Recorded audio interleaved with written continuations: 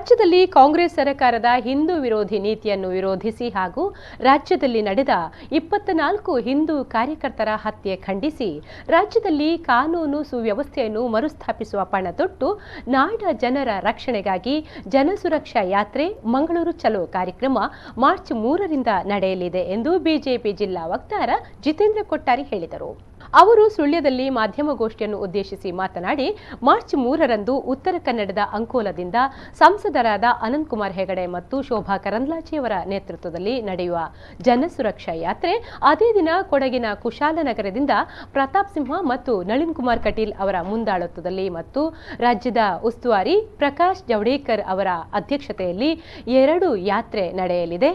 March 6ರಂದು ಮಂಗಳೂರಿನ ಜ್ಯೋತಿ ವೃತ್ತದಲ್ಲಿ ಸಮಾಗಮಗೊಂಡು ಕೇಂದ್ರ ಮೈದಾನದವರೆಗೆ ಬೃಹತ್ ಪಾದಯಾತ್ರೆ ನಡೆಯಲಿದೆ. ಈ ಕಾರ್ಯಕ್ರಮದಲ್ಲಿ ಉತ್ತರ ಪ್ರದೇಶ ಮುಖ್ಯಮಂತ್ರಿ ಯೋಗಿ ಆದಿತ್ಯನಾಥ್ ಹಾಗೂ ಕೇಂದ್ರ ಮತ್ತು ರಾಜ್ಯದ ಮುಖಂಡರು ಭಾಗವಹಿಸಲಿದ್ದಾರೆ.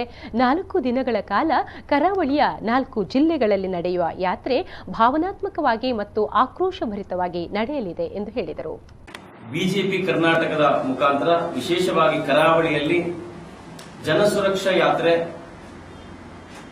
ಮತ್ತು ಮಂಗಳೂರು ಚಲೋ ಅಂತ ಹೇಳುವಂತಹ ಒಂದು ಕಾರ್ಯಕ್ರಮವನ್ನ, ಒಂದು ಹೋರಾಟವನ್ನ ನಾವು ಹಮ್ಮಿಕೊಂಡಿದ್ದೇವೆ. ಅದಕ್ಕೋಸ್ಕರ ಮಾರ್ಚ್ 3ರಂದು ಈ ಜನಸುರಕ್ಷಾ ಯಾತ್ರೆ 4 ಜಿಲ್ಲೆಗಳಲ್ಲಿ ಪ್ರಾರಂಭ ಆಗ್ತದೆ.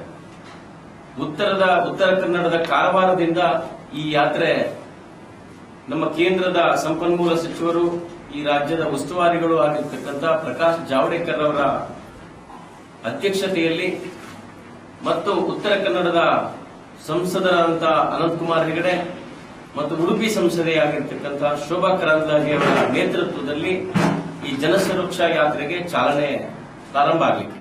ಮಾಧ್ಯಮಗೋಷ್ಠಿಯಲ್ಲಿ ರಾಜ್ಯ ಒಬಿಸಿ ಮೋರ್ಚಾ ಕಾರ್ಯದರ್ಶಿ ಪಿಎಂ ರವೀಂದ್ರ, ಮುಖಂಡರಾದ ಸುಭೋಷ್ ಶೆಟ್ಟಿ ಮೇನಾಲ, ನವೀನ್ ರೈ ಮೇನಾಲ, ಹರೀಶ್ ಕಂಜಿಪಿಲಿ, ವಿನಯ ಮುಳುಗಾಡು ಮತ್ತಿತರರು ಉಪಸ್ಥಿತರಿದ್ದರು.